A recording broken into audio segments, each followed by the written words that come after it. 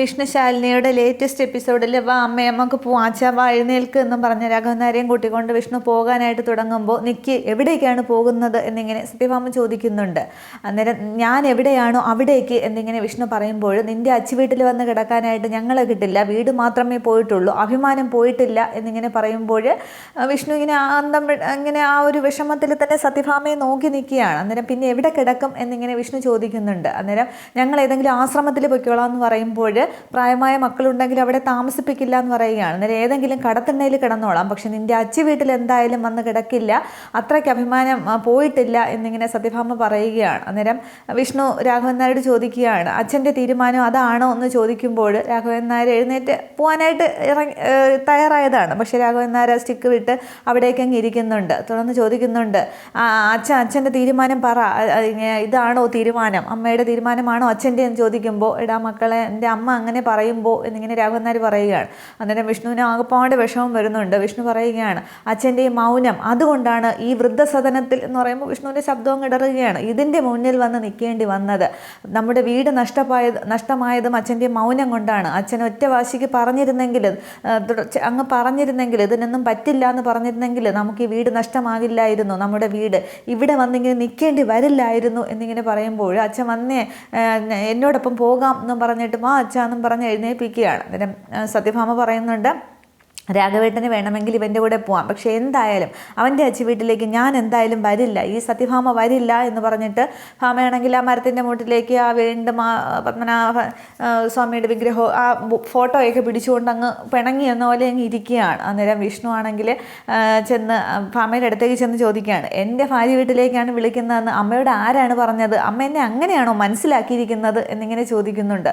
അന്നേരവും ഇതിങ്ങനെ ശ്രദ്ധിക്കുകയാണ്, ഞാനൊരു വീട് വാടകയ്ക്ക് എടുത്തിട്ടുണ്ട്, അവിടേക്കാണ് എൻ്റെ അച്ഛനെയും അമ്മയും ഞാൻ ക്ഷണിക്കുന്നത്, അവിടെ നിന്ന് നിങ്ങളെ ആരും ഇറക്കി വിടില്ല ഞാൻ എന്ന് പറയുമ്പോൾ അത്രയ്ക്ക് അഭിമാനം കളഞ്ഞവനല്ല ഞാൻ, ഈ സത്യഭാമയുടെയും രാഘവൻ നായരുടെ മകനാണ്, നമുക്ക് ജീവിക്കണ്ടേ, ഭക്ഷണം കഴിക്കണ്ടേ, കിടക്കണ്ടേ എന്നിങ്ങനെ ചോദിക്കുമ്പോൾ രാഘവൻ നായർ ഇങ്ങനെ നോക്കുകയാണ്. അന്നേരം മക്കളെ നീ വാടകയ്ക്ക് വീടെടുത്തിട്ടുണ്ടോ എന്ന് ചോദിക്കുമ്പോൾ പിന്നല്ലാതെ നമുക്ക് താമസിക്കണ്ടേ എന്നിങ്ങനെ ചോദിക്കുമ്പോൾ രാഘവൻ നായർക്ക് അതാകെ അങ്ങ് സന്തോഷമാകുന്നുണ്ട്. തുടർന്ന് അമ്മയെന്ന് അന്നേരം സത്യഭാമയ്ക്ക് സങ്കടം വരുന്നുണ്ട്. സത്യഭാമയുടെ തോളിലേക്ക് വിഷ്ണു ഇങ്ങനെ കൈവയ്ക്കുകയാണ്. അന്നേരം ഭാമ ഇങ്ങനെ കരയാനായിട്ട് ഇങ്ങനെ വിങ്ങി പൊട്ടിയിരിക്കുകയാണ്. തുടർന്ന് പറയുന്നുണ്ട് ആരോട് അമ്മയെ വാശി കാണിക്കുന്നത്, അമ്മ എന്നെ എത്രമാത്രം സ്നേഹിക്കുന്നു, അതിൻ്റെ ഇരട്ടി ഞാൻ അമ്മയെ സ്നേഹിക്കുന്നുണ്ട്, പക്ഷെ അമ്മയ്ക്കിത് മനസ്സിലാവണില്ല, അമ്മ മനസ്സിലാക്കാനായിട്ട് ശ്രമിക്കുന്നുമില്ല എന്ന് പറയുകയാണ്.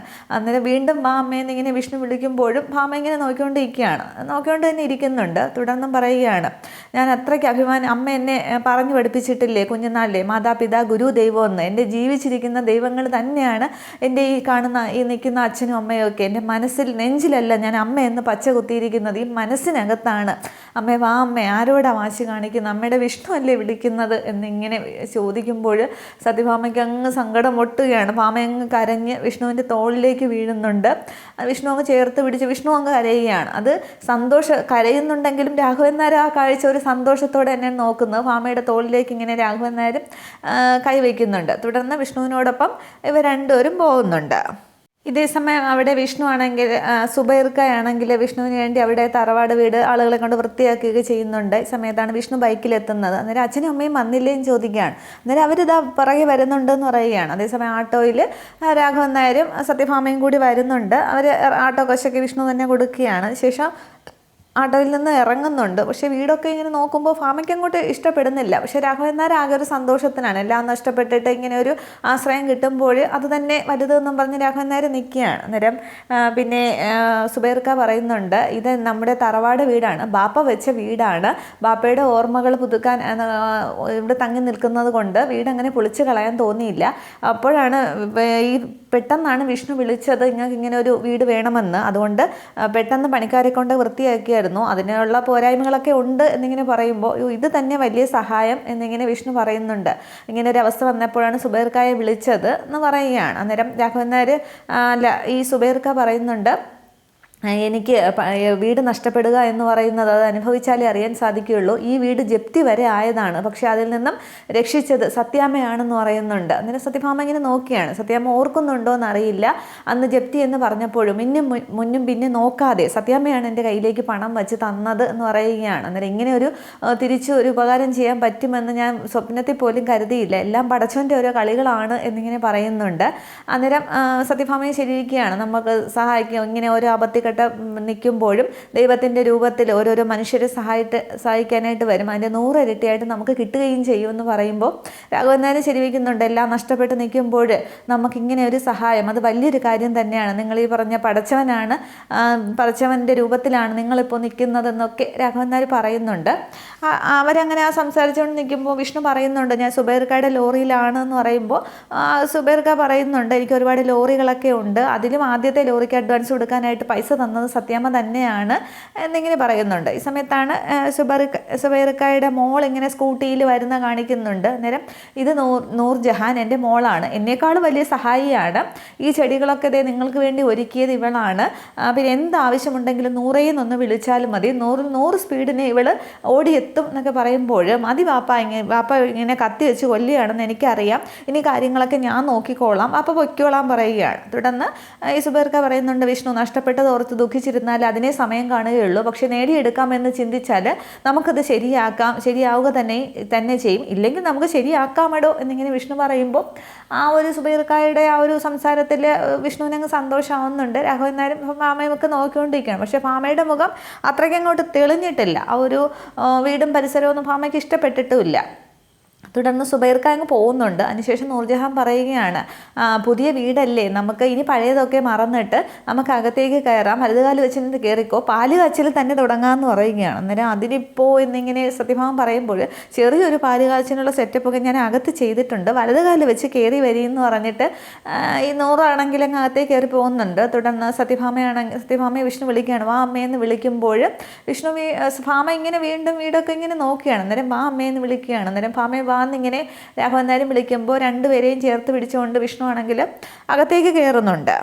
തുടർന്ന് അവർ അകത്തേക്ക് കയറിയിട്ട് വിഷ്ണു പറയുന്നുണ്ട് അധികം തെറ്റില്ലാന്ന് തോന്നുന്നു, ഇനി എന്തെങ്കിലും കുഴപ്പമുണ്ടെങ്കിൽ നമുക്ക് സുബൈർക്കയോട് പറയാം, ശരിയാക്കി തരുമെന്ന് പറയുകയാണ്. അന്നേരം അത് കേട്ടുകൊണ്ട് 100 വരുന്നുണ്ട്. അന്നേരം വാപ്പച്ചിയോടല്ല എന്നോട് പറഞ്ഞാൽ മതി, എന്ത് പ്രശ്നം ഉണ്ടെങ്കിലും നമുക്ക് പരിഹരിക്കാമെന്ന് പറയുകയാണ്. തുടർന്ന് വിഷ്ണു ആണെങ്കിൽ അമ്മ ഞാൻ ഇപ്പോൾ വരാമെന്ന് പറഞ്ഞിട്ട് വിഷ്ണു ബാക്കി ആ ബിഗ് ഷോപ്പറിൽ ആ ഭാമയുടെ കയ്യിലിരുന്ന ബിഗ് ഷോപ്പർ വിളക്കും സാധനങ്ങളൊക്കെ ഉണ്ടല്ലോ അതൊക്കെ എടുക്കാനായിട്ട് ബൈക്കിൽ തൂക്കിയിട്ടുകൊണ്ടാണ് വന്നത്, അതൊക്കെ എടുക്കാനായിട്ട് പോകുന്നുണ്ട്. അന്നേരം ഈ പിന്നെ 100നോട് സത്യഭാമ പറയുന്നുണ്ട് നമ്മൾ വീട്ടിൽ നിന്ന് ഇറങ്ങുമ്പോൾ വേറെ ഒന്നും കൊണ്ടുവന്നില്ല, അത് ഈ ഭഗവാന്മാരെ മാത്രമാണ് കൊണ്ടുവന്നത്, ഇതെവിടെയാ ഒന്ന് വയ്ക്കുക എന്നിങ്ങനെ ചോദിക്കും. ഇവരെ വിട്ടുകളയാനായിട്ട് തോന്നിയില്ല, എവിടെയാ ഒന്ന് വയ്ക്കുക എന്ന് പറഞ്ഞ് നോക്കുന്നുണ്ട്. അന്നേരം ആ അടുത്തൊരു മുറി കാണിച്ചിട്ട് ഇതായിരുന്നു വാപ്പയും ഉമ്മയും ഒക്കെ നിസ്കരിച്ചിരുന്ന മുറിയാണിത് എന്ന് പറയുമ്പോൾ ദൈവങ്ങളും മതങ്ങളും ഒക്കെ പലതാണെങ്കിലും എല്ലാം എത്തിച്ചേരുന്നത് ഒരാളിലേക്കല്ലേ, എനിക്ക് എല്ലാ മതങ്ങളും ദൈവങ്ങളെയും ഇഷ്ടമാണെന്നിങ്ങനെയൊക്കെ പറയുന്നുണ്ട്. അന്നേരം മോൾക്ക് നല്ല സാമർഥ്യമുണ്ട്, അതാണ് ഇങ്ങനെയൊക്കെ സംസാരിക്കാൻ കഴിയുന്നത് എന്നിങ്ങനെ പറയുമ്പോൾ അവിടെ ഒരു തട്ട് കാണുന്നുണ്ട്. അന്നേരം ഇവിടേക്ക് വയ്ക്കാം, ഇവിടെ ആകുമ്പോൾ എനിക്ക് ദിവസവും വിളക്ക് കത്തിച്ച് പ്രാർത്ഥിക്കാമെന്നൊക്കെ ഭാമ പറയുകയാണ്. തുടർന്ന് കൃഷ്ണവിഗ്രഹം ഇങ്ങനെ അവിടേക്ക് വയ്ക്കാനായിട്ട് പോകുന്ന ഭാമ കയ്യിൽ തന്നെ വെച്ചിരിക്കുകയാണ്. എന്നിട്ട് പറയുന്നുണ്ട് ഭഗവാനെ ഇപ്പോൾ നമ്മൾ ഇവിടം വരെ എത്തി നിൽക്കുകയാണ്, ഇനി നീ തന്നെ ബാക്കി നോക്കണം എന്നൊക്കെ പറഞ്ഞിട്ട് ഭാമ ഒന്ന് ശ്രദ്ധിക്കുമ്പോൾ ആ വിഗ്രഹത്തിൻ്റെ ആ ഒരു ലാസ്റ്റ് അറ്റം ഇങ്ങനെ പൊട്ടിയിരിക്കുന്ന കാണിക്കുകയാണ്. അയ്യോ ഇത് പൊട്ടിയിട്ടുണ്ടല്ലോ, ഇതെങ്ങനെ പറ്റി എന്നിങ്ങനെ നോക്കുമ്പോൾ നോക്കട്ടെ എന്നും പറഞ്ഞ് 100 പിടിച്ച് നോക്കുകയാണ്. അന്നേരം ഒത്തിരി കളറൊക്കെ പോയി, പെയിൻ്റൊക്കെ പോയി, എന്നാലും കൃഷ്ണനൊന്നും പറ്റിയിട്ടില്ല എന്നിങ്ങനെ പറയുകയാണ്. അന്നേരം പിന്നെ ഭാമ പറയുന്നുണ്ട് അതല്ല മോളെ, പിന്നെ വിഗ്രഹങ്ങൾക്ക് കേടുപാട് വന്നാൽ അവിടെ ആ വീട്ടിലുള്ളവർക്കാണ് ദോഷമെന്ന് പറഞ്ഞ് കേട്ടിട്ടുണ്ട്, അതാണെന്നും പറഞ്ഞ് ഭാമയങ്ങ് വിഷമിക്കുകയാണ്.